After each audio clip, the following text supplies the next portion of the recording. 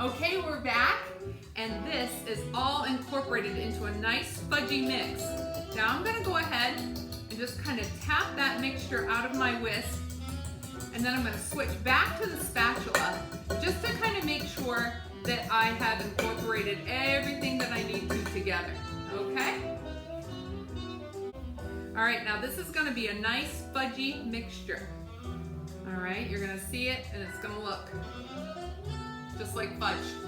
All right, so what we're gonna do is we're gonna take this and we're gonna fold it into our brownie mixture. And this is where the stirring begins, everybody. All right, so as we incorporate both of these together, you're just gonna take big pieces of this fudge mixture and you're gonna mix it in with the brownie mixture. And you're just gonna keep going until it's all incorporated. And then we're gonna pour them into some pans. So I'm gonna keep doing this as well. There's a lot of stirring in here, folks. Do not use the mixer during this part. You are going to use your arms, okay? Because you want these to stay really fudgy at this point. Now you've been able to use your mixer, in the actual first part of this, okay? With the butter, with the sugar and with the eggs and all of that stuff. So you were able to use your mixer for quite a bit of time, but this part here, you're gonna need to stir in, okay? So just take it, fold it in, and keep going. So I'm gonna keep going. I'm gonna definitely get my arm workout in, and we'll be right back in just a few seconds. All right, everybody, we're back. My arm has definitely gotten a workout. I will say that, both of them. I keep switching back and forth. But this mixture is just perfect now. All the lumps are out of it, and it seems like I have got pretty much the consistency that I want. So I've gone ahead and I've greased two. One batch will do a good 9 by 13 pan, okay? So I've got two of them here. This one's a little bit shorter. This one I think is a true 9 by 13. Actually, this one might be a little bit bigger. I'm not sure, but anyway, these are just two baking dishes that I use. Okay, I've got some great big pans down at our dance club that's usually what I fill.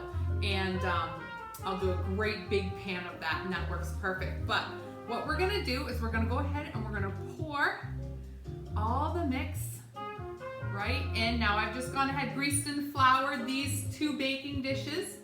You definitely wanna grease your baking dishes on this one, folks, and give them a little dusting with the flour as well. That'll help a lot. You want to make sure you get all this mixture out. This looks absolutely delicious.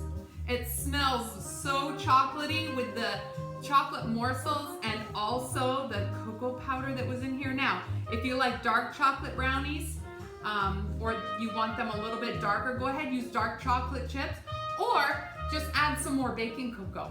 That'll help. Add another couple of tablespoons of baking cocoa to it, and it'll be great. Once you're mixing this together, that last stage, if you don't think it looks dark enough, or you don't, you think it might be a little bit too light, then just add another tablespoon or two of baking cocoa. It's not gonna hurt it, okay?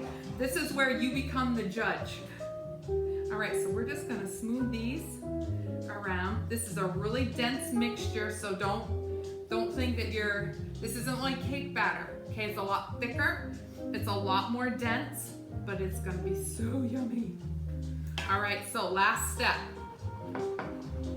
Just gonna jiggle it a little bit. We're just gonna take some regular milk and a little brush, and I'm gonna go ahead and just brush the top, or just dribble the top with some milk. And you're like, why are you using milk? Okay, this is it's not adding any flavor, folks. It's just going to make the top nice and glossy. And it's gonna add that little like crust at the top of your brownies, so when you cut into it, it just creates that little shiny crust at the top. Now if you don't wanna do this, skip it, okay? You don't have to. But if you dust it with milk, it just makes it so lovely when it comes out of the oven. Great presentation if you're gonna leave this right in the baking dish too, folks. It'll look wonderful. So I've preheated my oven to 375 degrees, okay? So we're gonna pop these brownies in there, and then I'm gonna let them cook for about 30 I check them. All right, between 30 and 40 minutes is the baking time.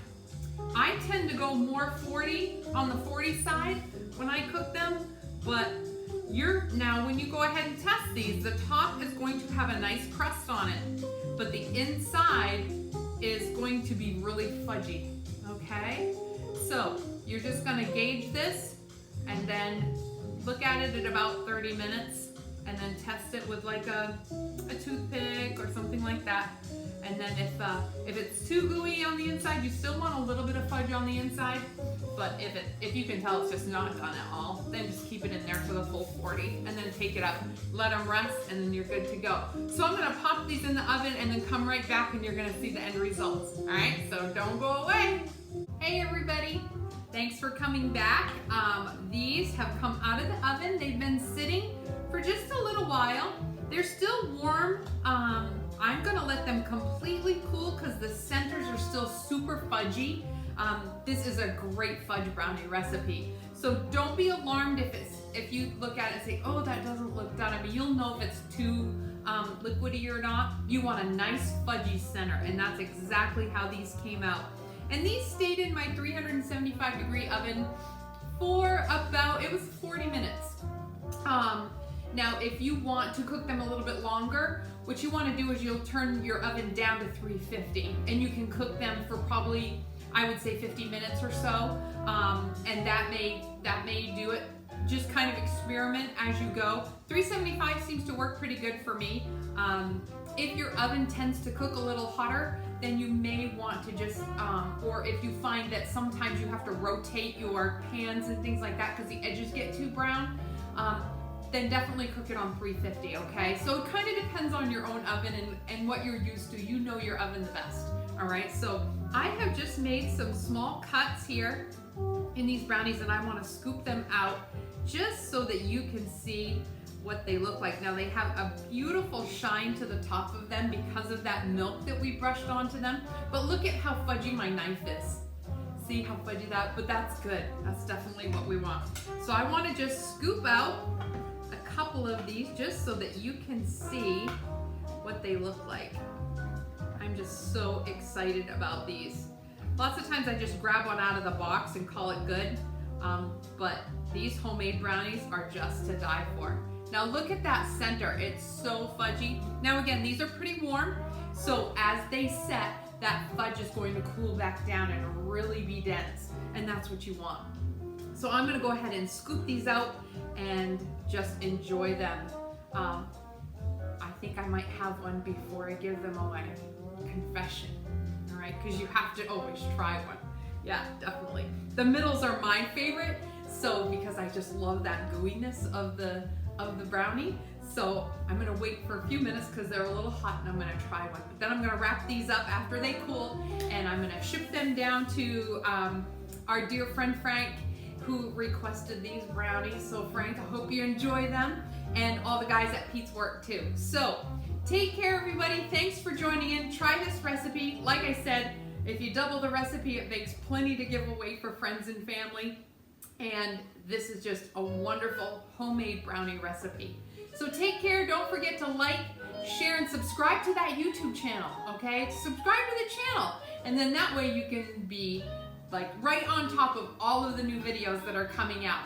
And I hope that you guys really enjoy this one because I love it personally. There's nothing like a good chewy fudge brownie, okay? So take care, have a great day, and remember, whatever you do, make it with love. See you next time.